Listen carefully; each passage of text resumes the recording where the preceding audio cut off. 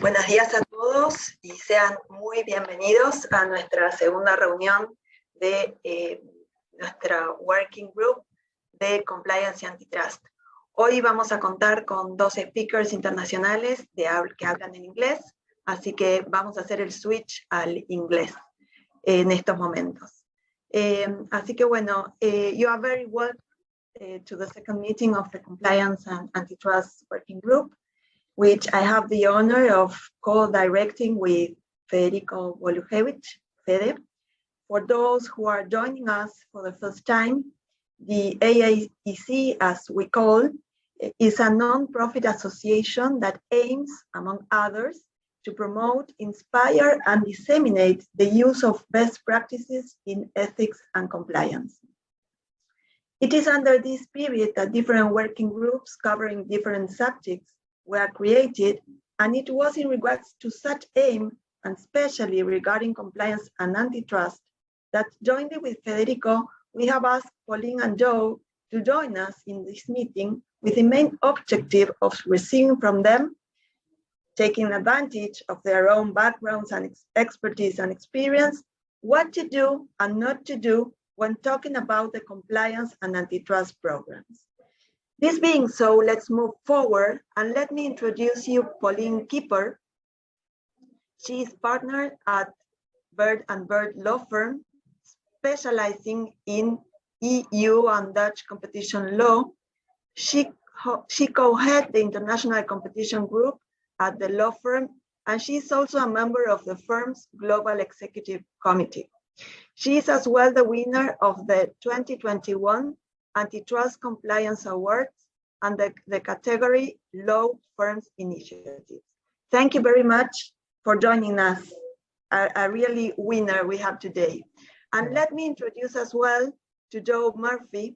He is Senior Advisor to Compliance Strategies. For over 40 years, Joe has been working with compliance and ethics in organizations and has done compliance work on 6 continents, a really rock star. For over 20 years, he said he did compliance work in-house.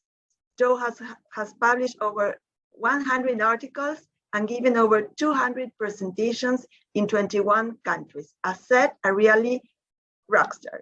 Joe has been recognized with the SCCES Compliance and Ethics Awards, receiving the Concurrency's 2021 Antitrust Compliance Awards. Thank you, Joe, for joining us.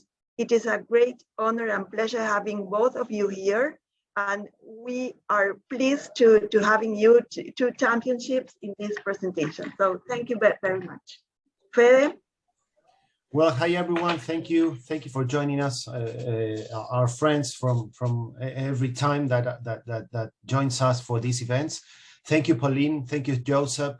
So Joseph, as Marian said, it's a massive honor for us to have you here. I know you both from before, and I knew Pauline when she won the Concurrency's award, Antitrust Compliance Awards, under the law firms initiatives. She won me. Her initiative won over mine, but it was like you deserve it more than I. Your initiative was awesome. And Joe, as Marian said, is an absolutely rock star. I believe there's no one that knows more worldwide at a worldwide level on how to put in practice compliance programs. And he's got he's very sensitive in how to implement compliance programs in general, and especially in antitrust compliance programs. So let's go to the core of our talk today. On our last meeting, we had the chance to talk with Irache Wolperi and Jesus Alvarado about the different view of antitrust compliance programs from the US point of view and the Europe, the DG Comp point of view. Today we wanted to go a step further with Marian, and we are honored to have Pauline from Brussels and Joe from Philadelphia. We are once again we are taking the views from two sides of the ocean, you know. But we are going to talk with them about certain practical issues of antitrust compliance programs. So Let's begin with Pauline. Pauline, we as counsels or compliance officers or counsels for companies, we already know that antitrust compliance programs are necessary and that antitrust compliance programs shall be put in practice in every single company. This is something that maybe today is out of the question. Now, this may be obvious for us, but maybe it's not that obvious for management or sales teams inside the company. So what are the main differences between competition compliance programs and regular, sorry for that guys, and regular compliance programs as we know them, and how to create a compliance culture rather than giving advice once the action has been taken? Pauline, the floor is all yours. Thank you, Fede. I will, can you see my screen now? Because I prepared a few slides and these will also be available afterwards, of course. So you don't have to take notes. I will send the slides over afterwards. So that is probably easier. Well, thank you for the kind introductions. And I'm very happy to share my view and my firm's view on competition compliance and how we help our clients set up compliance programs and well, support really the in-house counsel and in-house compliance officers in their efforts of setting up compliance programs and making them effective. You said already, Fede, that it may be obvious for all of us why it is important to have a compliance program for competition law. It may be obvious to in-house counsel, but it's not always obvious for the rest of the company. So sometimes it is good to remind, particularly the board of management of a company and the commercial management of a company, why it is important to pay attention to competition compliance. And I listed a few reasons here that are, well, depending on who you talk to, more or less compelling arguments for them. Of course, the fact that fines and very high fines, particularly in Europe, we all know it, there are fines that run into €1 billion on companies that violate competition law. So it is quite a good reason for companies to want to comply with competition law. But also under European competition law, any agreements that infringe the competition rules can be invalid, of course, which is also a good reason to avoid these situations. But there are also more things. There is, of course, the liability in some countries, not at EU level, but in certain of the member states. People, employees involved in a breach of competition law can be personally liable. They can get fines, so monetary sanctions, but they can even go to prison in some countries. If a fine is imposed on the company or an individual, a company gets involved in lengthy and costly proceedings, there is, of course, always reputational damage. And I think increasingly what we see is that there are civil actions by companies, whether it's competitors or customers, who are being damaged by the violation of competition law and who start civil actions to get damages awarded as a result. And also this leads to long lasting proceedings and a lot of costs and reputational damage for companies. And lastly, but that's usually not the most compelling one, is that there may also be opportunities to comply with competition law, and particularly know how to recognize when your competitors do not comply with competition law, because that may be a reason to file complaints against them, and that may be also an important instrument in competition.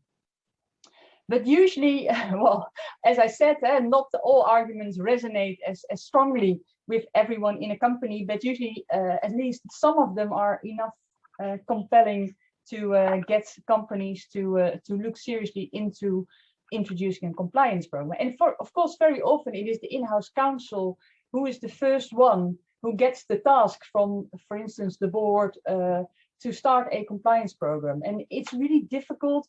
And of course, Joe will tell from his experience later on that it's not just something that you can start overnight and have full effect. But it is something where very often as outside lawyers, you can help the in-house counsel, not only in convincing the management that it's important to have a compliance program, but also by setting it up and helping them to continue it over time.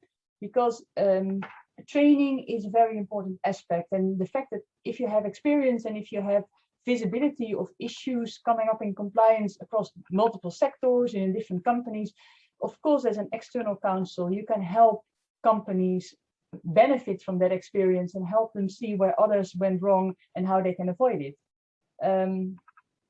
Compliance really means creating awareness in the company what competition law is or antitrust law is, where the pitfalls are and how they can avoid them. But you need to bring that message in a way that is also understood by people who are not lawyers, who have nothing to do with competition law in their daily work, who are just commercial salespeople, or who are the board of a company responsible for the fact that they comply with competition law without knowing anything about it. So you need to translate that into a language that is understandable. You need to find a way to train them in a way that it really creates awareness for them.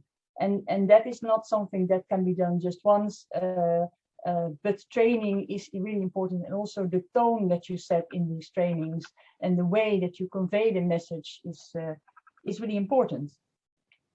So I wanted to share with you how we at Bird & Bird put a compliance toolkit together for our international clients. And this is the one where, as Federico said, we won the Concurrence Award for. We put together a toolkit to help our clients to really support international companies in setting up a compliance program. Of course, what most companies already have is they have a manual, they have some basic knowledge, at least in the legal department, on competition rules, and they can give a training to their colleagues in the company. And of course, we can help them with that. What works very well is to have working sessions with commercial people in the company where you explain them what competition law is about, but also to really take them to, well, case studies or examples from their own practice where they have met with their competitors and discussed prices, or agreed in the course of a tender to have a certain division, or to exchange certain information. And if as a lawyer, or in Europe particularly, when you do that in a working session with the commercial people in a company, of course you have the additional advantage that it's subject to legal privilege. So the commercial people can freely discuss with the external lawyers what issues they run into, discuss whether there are any competition issues there.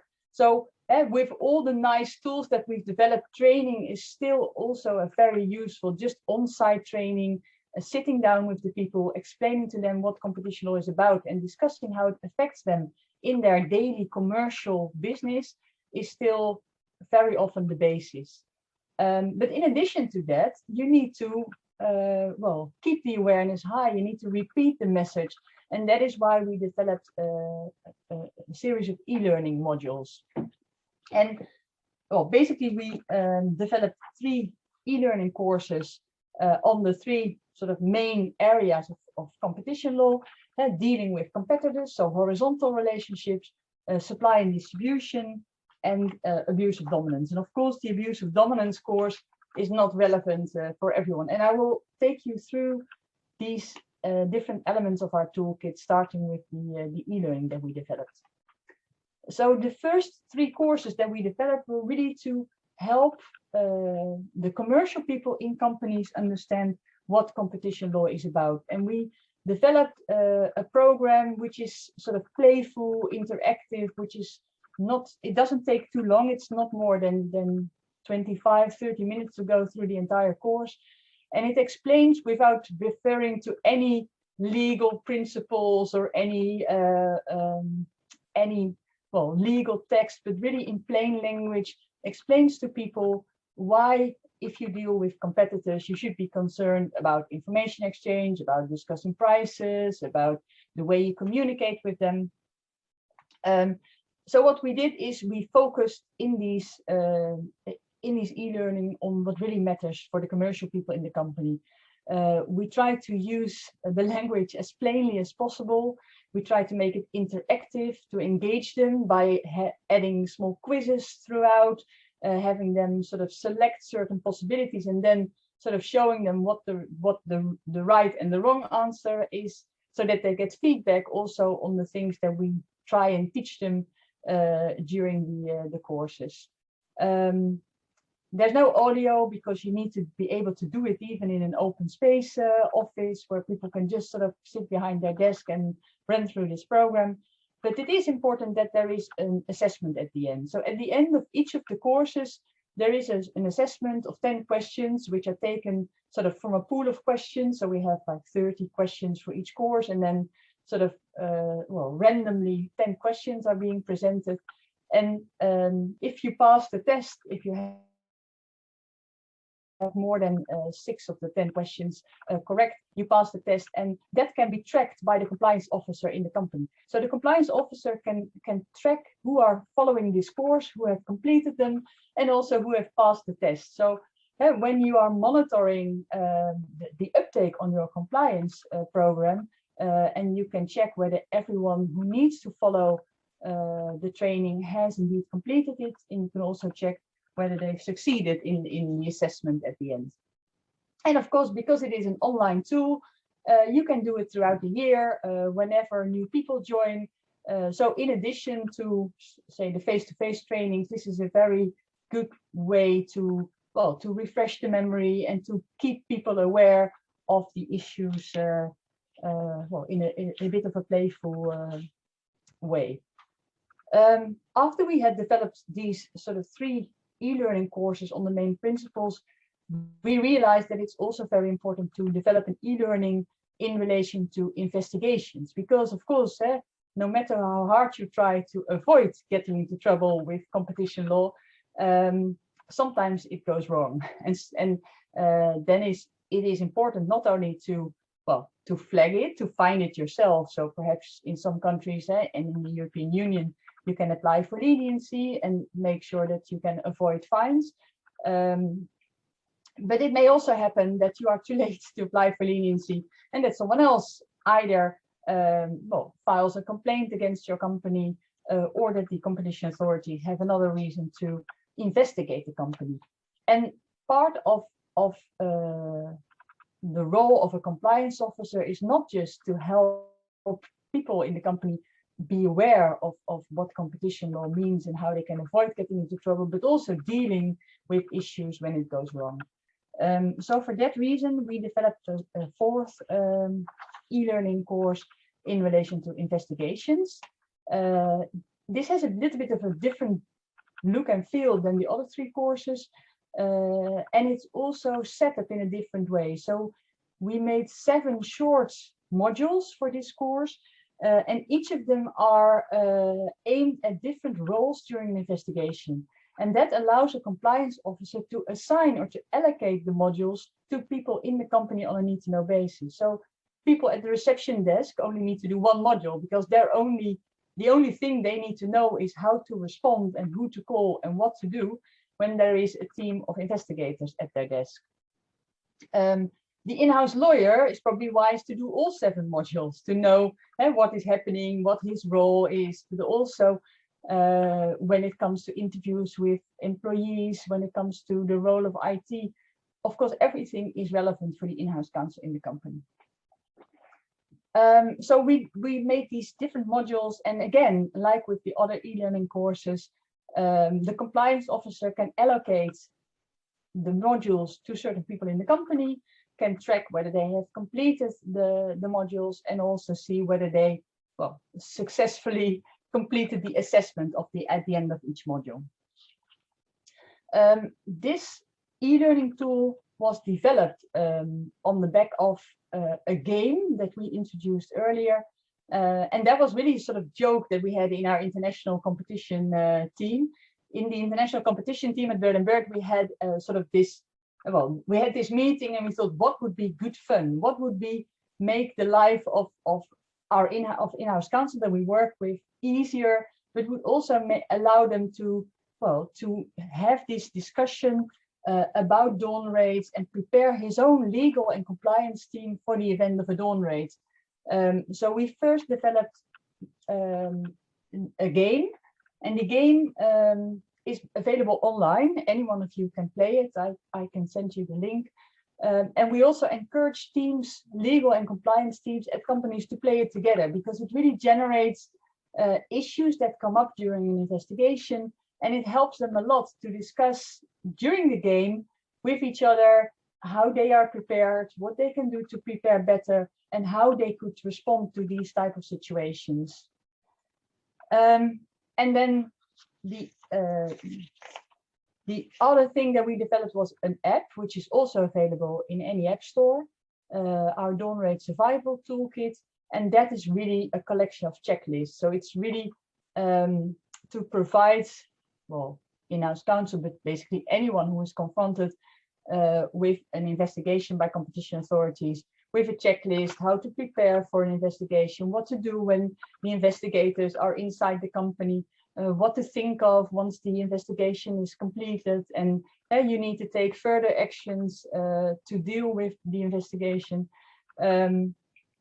All these kind of things that we have sort of put down in checklists to, well, to make it available easily on your phone for anyone who's confronted with an investigation. We have a really funny story of one of our officers where the competition team had to travel quite far to get to the company where the Dawn Raids was taking place, where the investigation was taking place. And with the help of the app, one of our lawyers talked the in-house counsel through all the steps that they needed to take, and sort of discuss with him the checklist while he was on the phone in a taxi driving towards the company to get there for the investigation. So it's a really practical, easy to use app that is generally available and well, maybe of good use. And the last thing we just developed this year is we've done it with an external company that's called SafeBridge, that is specialized in developing secure communication software. And we have developed a Dawn Rate management tool, which is really helping companies to monitor and take them through the entire process. It has a sort of red button alert that can be pressed at the receptionist. So if the software is installed, the receptionist has a red button on the screen that they can push when there is a team of investigators arriving. And then automatically the in-house counsel, the compliance officer, the board of the company are, well, they get an alarm, their phone goes off, goes berserk, more or less, just makes a lot of noise, and they know that something is wrong. And then they have this secure way of communication with the team to discuss what the scope of the investigation is, to make a photograph of the mandate that is being given by the authorities, describing the purpose of the investigation. And also you can include checklists, but really company-specific checklists in this tool. And well, it is a really powerful and secure way of guiding the company through the process of an investigation. And in my experience, our job as external counsel is very much to support the in-house team, to make the in-house counsel shine, make them look in control. I always say that is the main purpose that we have when there is an investigation, because everyone is looking at the in-house counsel or the compliance officer for support and for reassurance that all will be right and everything's under control. And as long as we make sure that they are, or at least they are perceived to be, we are doing a really good job. So that is why we put these tools together to support them with that. I think with that, that concludes my talk. I have included a few links to the ICC and the European Commission's website, because both of them have published brochures on antitrust compliance that I thought maybe for people who don't know them yet, may be useful to have a look at. Thank you, Pauline. Thank you very much. I believe your presentation was great, because we always start talking or begin talking from the importance of creating a competition culture, and what you showed by doing this by means of playing games and keeping it up, as you said, creating awareness and training for our people for down rates. Maybe in our country, in Argentina, where we talk about down rates, it looks like somewhat difficult to think about competition agencies conducting down rates, but it can happen actually. The authorities got faculties to ask judges to conduct down rates, and it happened in the past, and it will, I'm pretty sure it will happen in the future. So as I told you yesterday when we were preparing this event, you're like our crystal ball. You can show us the future of antitrust, and this will be will happen sooner or later in all the region. And we have the examples from agencies from Brazil or Chile, which are working extremely well. And it will happen in Argentina also sooner or later. So this down rate training, down rate apps, and how to react and how to communicate and how to handle all the situation. When I saw that at the beginning of the year at Concurrencies, I thought this was a great example to bring here to our space in the association. So thank you very, very much, Pauline. You're welcome. Happy to share. Thanks. Now, everyone, guys, there, please remember you can make your questions on the Q&A section, and then we'll take them for Joe and Pauline by the end of Joe's presentation. Now we're going to change the way of the event. We're going to make some questions to Joe for him to share with us his huge experience. And well, Joe, let's start with the first question about trainings, because we always talk about trainings. Pauline talked about training our people, but if you have trainings, if you already have trainings and you perform trainings, do you then have an antitrust compliance program? Do you need an antitrust compliance program, or is something more needed or not? What do you think about that? Well, thank you, Federico. And I also want to thank you for the wonderful introduction that you gave. And I also quite enjoyed Pauline's remarks, particularly the emphasis on plain language, testing, making sure people understand what you're covering. I love the idea of having an app and using that as part of the compliance program. Directly to the question of what is a program, there is often a misunderstanding that simply having training is enough. And over the many years that I've worked in this area, I've found enough people who believe that. But the reality is there are quite a few additional things that are needed. And in fact, a few years ago, another lawyer and I published an article in an ABA publication about antitrust compliance programs, where we identified 20 different steps that could be part and should be part of a compliance program. So it's much more than just doing the training. Can you tell us a couple of your 20 list of items? Do you have some of them present? Sure, I'm happy to do that. And some of this, of course, touches with points that Pauline made.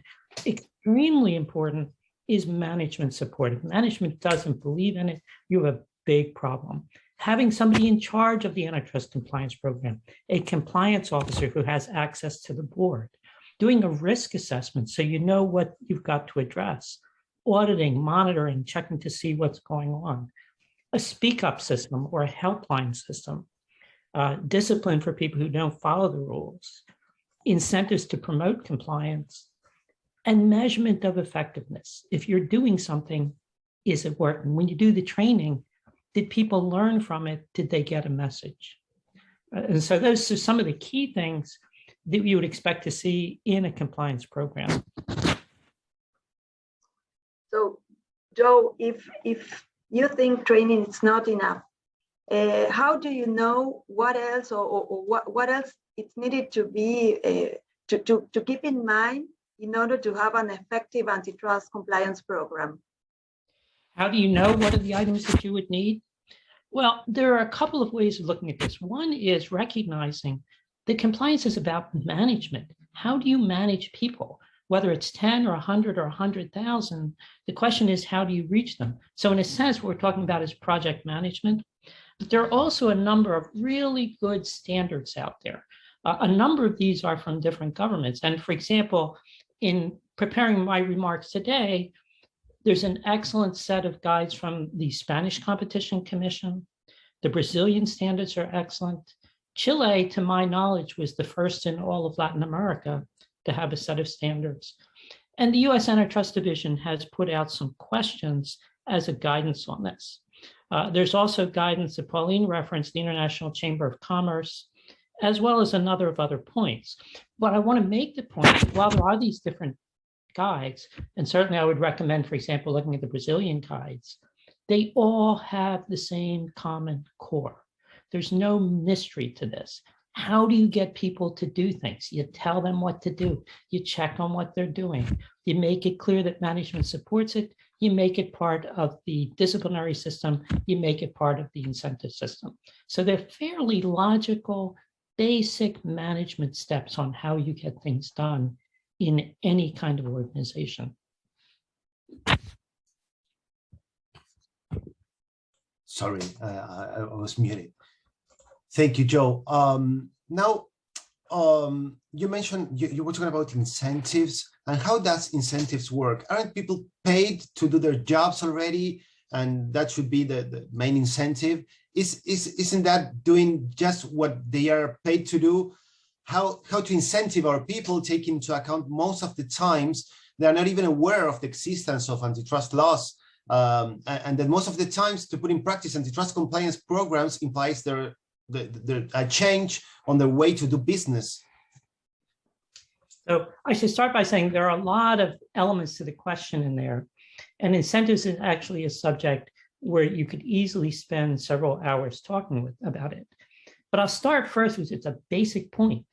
Why do companies, why do organizations use incentives? Because they work. How do you reach people? You can train them, you can have policies, but they look to see who gets rewarded, what the incentives are, who gets promoted. And so if you want to communicate with people, one of the first things that I would say is look at your evaluation and incentive system. If your incentive system only rewards people for selling, then that's going to undercut your compliance program.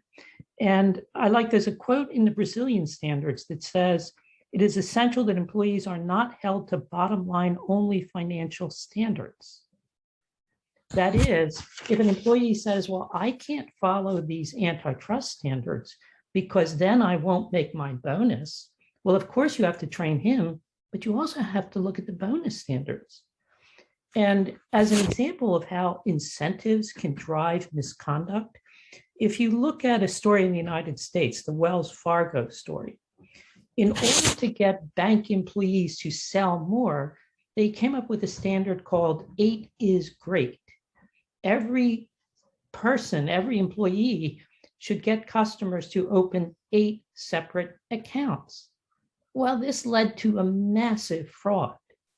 How would the antitrust compliance program change that? Well, you could train people, but when they look at their paycheck and their boss talks with them, they're going to get the message that that training really didn't count. What counts is the incentives. So one key compliance element here is that your compliance person, your compliance officer, needs to be in the room when the company is developing its incentives.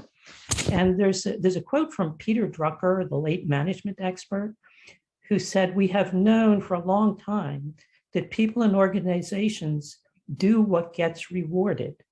All the rest is preaching. And there is also the funny saying that money talks. So if you want to communicate with people, you look at that incentive system. I'll also add that sometimes when we talk about incentives, people only think money. But there are many types of incentives. Promotions are important. Recognition is important. And I thought about this morning, that something Pauline and I have in common. Her firm and I both received rewards from concurrence. You could correct me if I'm wrong, Pauline, but I never got any money for that. That was just recognition. But why are Pauline and I here? Partly because of the benefit of that recognition. So the same thing holds true for your employees. What gets recognized? What gets rewarded? Yes, money is important. Promotion is extremely important.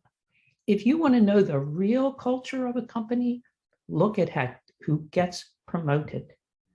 If the people who cut corners, who break rules, who ignore compliance get promoted, that, my friends, is your culture. If the people who do the right thing, the people who support the compliance program, the managers who get all their employees trained, if they get promoted, that's a powerful message for the culture. And so that's just some of the points in this area. There is quite a bit to it also. There's the question of how you treat your compliance people. And I know I'm very popular on this point because I always tell audiences of compliance people that you should be paid more, you should get bigger bonuses, and you should all be promoted, because that's another way a company signals what's important. I once talked with a compliance officer at a training program in Dubai. She literally had her office in the basement of the building in a converted closet. That tells you immediately how unimportant compliance was. So talk is fine, training is good. It's good to follow the points that Pauline mentioned, but if you ignore compliance, you're ignoring guidance. And here, the Chilean standards, the Spanish standards, the Brazilian standards, the American standards all emphasize and reference incentives.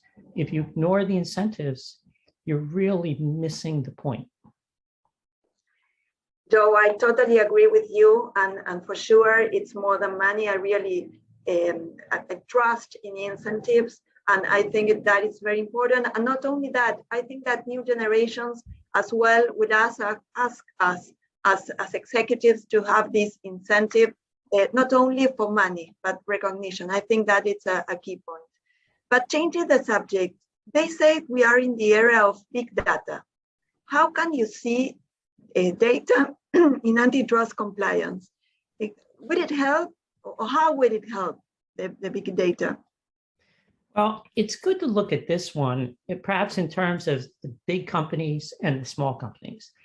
There's less from governments about this. The US Antitrust Division issued a set of questions on how they would evaluate compliance programs. And in their questions, they said that your program should include monitoring and auditing. Every enforcement commission says that. But it then goes on to say, does the company use any type of screening, communications monitoring tool, or statistical testing to identify potential antitrust violations? And the Chilean standard, which to my knowledge is the first in the world to include this type of provision, refers to the use of econometric tools that detect the existence of possible harmful practices. That all sounds very sophisticated. But if you're talking about a company that has, let's say, 5 offices, and you're monitoring the margins on the sales, and you see in 4 of the offices, the margins are fairly, sometimes they go up, sometimes they go down. In one office, the margins are big and they never change. Or you're looking at market shares. 4 of your 5 offices, the market shares go up sometimes, down sometimes. In one office, they're always exactly the same, they never change. You've got to decide which of your offices you're going to audit. You only have the resources to audit one. Which one do you audit? The one with the funny numbers. A more sophisticated example is something called Benford's law. And this, to the extent I understand it, and remember, one reason I became a lawyer is because I don't like math. But any digit has a random number of distributions. In other words, the digit 1 will typically be the first digit in any number, maybe 30% of the time. So there's a little bit of kind of study science to this. But if you find in a series of numbers that that doesn't hold up, that's an indication that there may be human interference. It doesn't tell you there's a violation. It just tells you this is an area you need to look at. So typically when we're talking about monitoring numbers, it's not so much as you see a pattern and suddenly, you know, somebody broke the law, there's been a violation. It's more, where are you going to audit? Where are you going to check? Another good thing about this, though, it's a good idea for your employees to know that you are this sophisticated, and that while they're doing something wrong and they think they're being very careful, it's good for them to understand that you do have sophisticated ways of detecting misconduct that they may not understand. And so it serves a value on that basis. And plus, and I think this is also part of Pauline's message, everything we do, we want to be effective. We want to be able to reach our employees. We don't want them to get in trouble. We don't want our company to get in trouble. But as Pauline also noted, sometimes that doesn't work. Sometimes you have a problem. If you have 100 employees, statistics tell you at least one of them is going to do something wrong. And then the question is, can your program convince the government? If a government enforcement agency is coming after you and you tell them about your program and they see your program, will they care? Now, I know both the Brazilian government and the FNE in Chile has been on the record of saying, yes, we do consider compliance programs. So does the Spanish Commission. So does the Antitrust Division. But to be able to show an enforcer, able to show them the type of training that Pauline talked about, and the use of the incentive system, and what we just talked about, the use of data analysis, that's going to be very compelling. At minimum, it might mean you get less of a fine. In some of the authorities, it might mean they might not go after your company. So it's very important that your program be not only effective, but credible. And doing the big data approach, the incentive piece, all are elements that could be very important in that aspect. Thanks, Joe. I'd like to make you both a question, because we all agree that the support of the management should be extremely important. When talking about, in order to get access to data, as you said, Joe, to get access to numbers and make this kind of analysis, you said it's like fundamental to have the support of the management. But sometimes it really happens that the management is not aware also of the need of antitrust compliant programs. So how to work in order to change the management's mind? Is deterrence the only way to change management mind? Or, the company will get a fee, and then the management will say, oh, okay, it was so wrong. Now I'm going to go with the tone at the top and tell my people that they should comply with antitrust laws. Is that the only way, or from your experience, Pauline and Joe, you find there's something else we can do to change management minds when they are not aware of the existence, or even if they are aware they're earning so much money, like violating antitrust rules, and they're never being cut, so they don't care about complying with antitrust laws? Is it clear, my question? Am I clear with my point?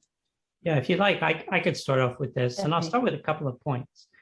I always tell people who talk about convincing, quote, management, end quote, or the board, end quote, stay away from the collective. Do what a salesperson would do. Don't think about the group.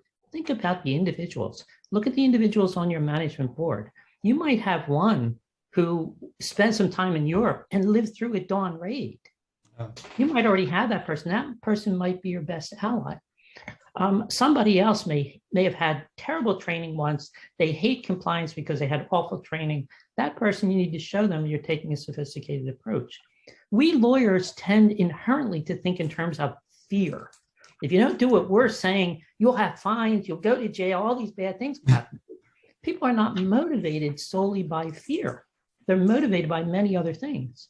So for some of your managers, you may be able to convince them that, look, if you want to do business with the big companies, if you want to expand your business into Brazil or into Spain or into the United States, this is going to be a real plus. If somebody's trying to decide who will be their supplier, and you're the only one that has a gold standard compliance program, you can use this as a sales technique. And then there are people who you just have to scare. There certainly are some of those. And there are many, many techniques for doing that. One of my favorite techniques is to do a very quick audit of files. And it's surprising how quickly you will find things that are just very bad, very scary. When you show someone materials from their own company, I tell you, I did that once with a group of senior managers, and I showed them a document from one of their employees that clearly indicated cartel behavior. It was the quietest I had ever heard a room of human beings in my entire life. Reality convinces people. That's just a couple of thoughts from my experience. Yes, and one thing that I can add in something that I've done in the past, I think all the points that Joe mentioned, I completely second. It is very true that you have to sometimes have more individualist approach and have to find your allies in a board of management, particularly.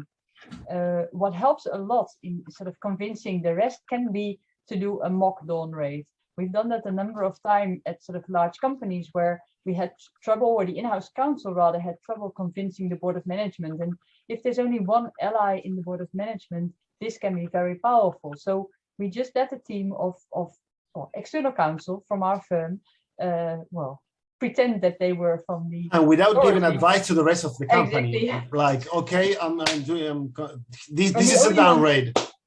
Exactly. The only ones who were in on the scheme were the in-house counsel, the compliance officer, and the one person in the board who was supportive of the idea.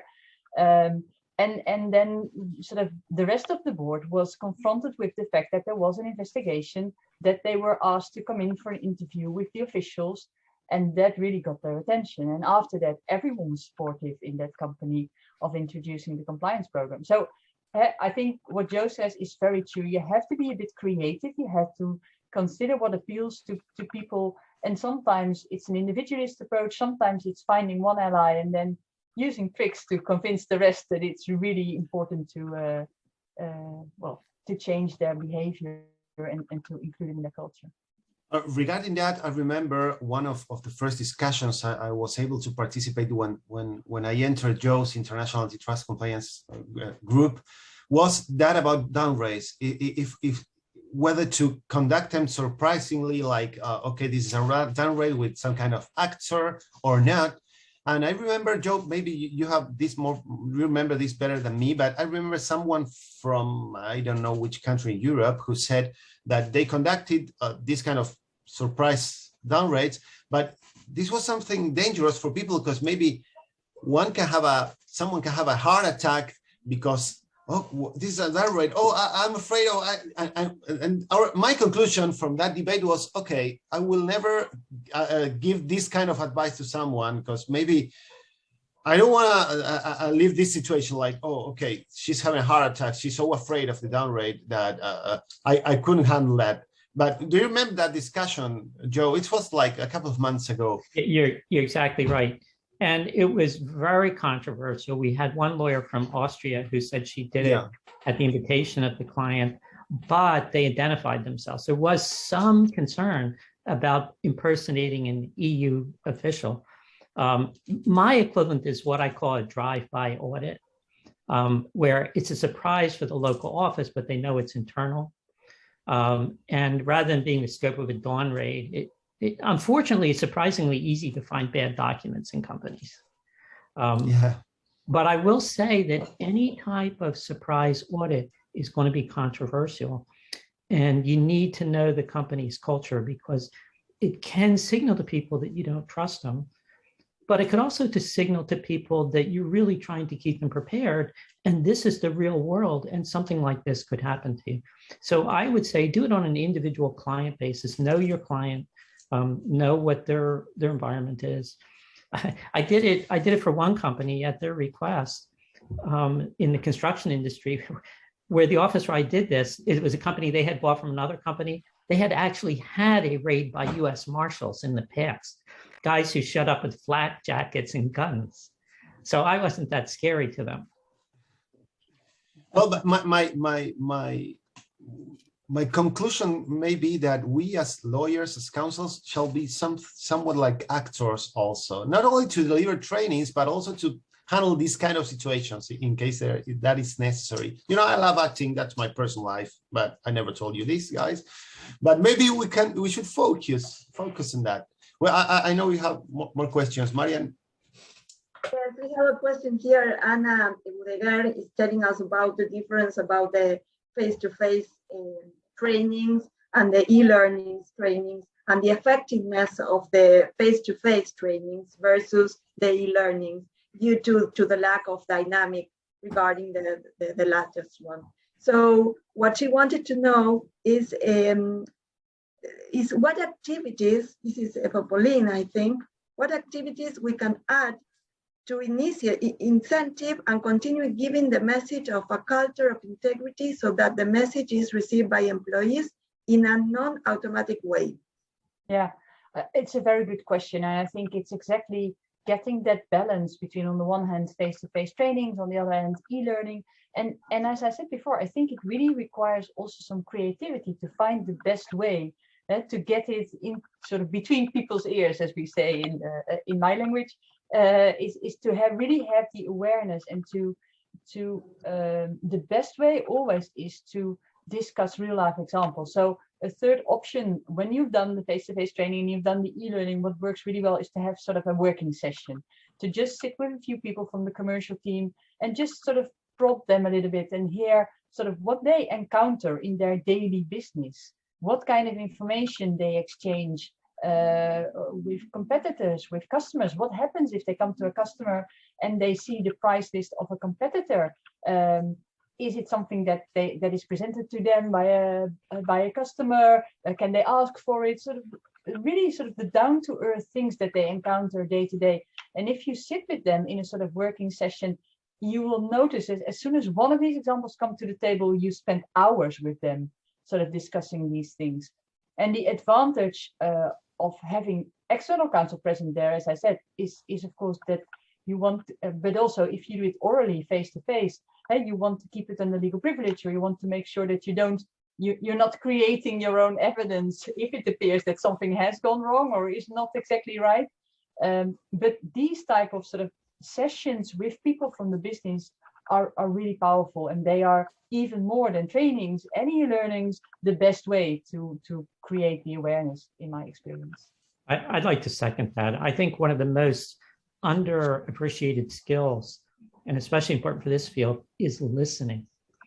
And I would add to what Pauline's saying, that if you develop your training, test it out with people first, small group, talk with the people, the interaction with people. I want to make another point, though. Part of my background is I was co-founder of a company that did online compliance training. We started this in about 1999. And there's an assumption among many that live training is always better. Whenever they say this, they're thinking of excellent live training. They're not thinking of bad live training. And I did a review in one company of their training program, and it was one of these programs where they had the supervisors, the managers do the training on their, in this case, it was their code of conduct. And in one unit, the employee said, yeah, the boss called us in. He said, here's the code of here's the code of conduct. It's all common sense. Any questions? That was their entire training. I think with the online training, to exactly the point about it should be real life, there should be drama. Bad live training is not good. Bad online training is not good. The online training has to be interactive. It has to be well designed. But I think talking with your people before you put together a training and then talking with them after you test it out is very important for getting that mix right. And now there's a concept of, and I think Pauline was indicating this, of what's called blended learning. You don't do just one or the other.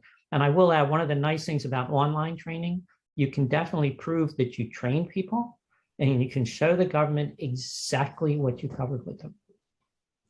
So let me make you both a short question, because Pauline shared with us her experience at Bird and Bird, developing these apps and online trainings.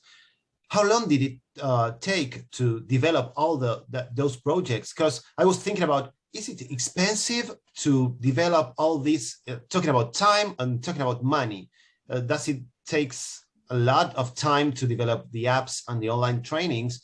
Because I think we will all agree that compliance is an investment and not wasting money, you know. But yeah. Is it expensive? How long does it take? And just a conclusion to end from this side, you know. Well, I think putting the app together is relatively easy and cheap, because a checklist is what everyone has anyway. So in that sense, I think that is a relatively easy one. Putting a compliance program together is more difficult. It's time consuming. It's more the time that is required in the thinking, in putting the script together, sort of in testing it properly. That is the cost rather than the development cost. The development cost is a few €1,000. It's not so, that does not have to be so expensive. It is really the time of the lawyers. And we decided in our international group that it was worth the investment. And we just pulled together all the compliance trainings and all the experience we had. And we just brainstormed for a day sort of on the storyboard about the topics that we wanted to cover and how to best cover them. And then we started working on it. And indeed, it did take some time, and it was an investment on our part. But on the other hand, it's also very useful because it helped train our lawyers into compliance programs and the meaning of it, and how to, well, help support our clients with it. So it had a double purpose. It served the purpose of putting this toolkit, these compliance, these e-learning together, but it also helped us to train our people to do what they should do, which is support in-house counsel and compliance officer in doing a great job in their companies. And I'll just add a couple of points. I would recommend for your group, if you're interested in doing something like this, especially for smaller companies, one easy way to do it is work through an association and share the expense. The other point I'll mention about the overall cost of a compliance program, one white paper I did for the Society of Corporate Compliance and Ethics is called A Compliance and Ethics Program on $1 a Day. And it goes to the point that the most important thing, you can't buy compliance. The most important thing is difficult but free. It's management commitment. And then the white paper goes through all the things you can do if you're a small business that simply don't cost any money. Great. We have one question from Lucia de Los Heros, who is asking if you can share with us, Joe, the title of your publication with your 20 advice to design a compliance program. Oh, the $1 a day piece, or the incentive. I also did a white paper on incentives, and that's on the SCCE website. It's free.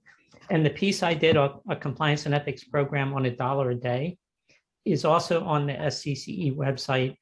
And since it's about how to do a compliance program without spending a lot of money, it's also free. Great.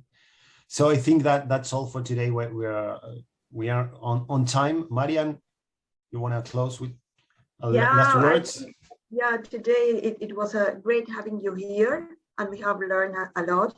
We have learned about the need of having a good training, but I think that I would take what Joe said, that it's very important to listen. It's very important to understand the culture of the company before starting any compliance program or any training at all. And about, I think I would take as well in my toolbox as well the incentives on how to understand the people when we are working. Because at the end of the day, we can use all the technology, but at the end of the day, we are human beings, and we need to be clear on how we are working with and to. So thank you a lot for this learning for today. And well, for the audience, I hope to see you next meeting in our working group. And in case you have any doubts, for sure you can call or you can contact us through the association. So thank you, everybody, and thank you especially Pauline and Joe for joining us. Thank you, Pauline. Thank you, Joe, very, very much for joining us. It was my pleasure. Thank you. Thank you. I know. Have a great day. Bye, everyone. Bye-bye. Have a good day. Bye. Thank you.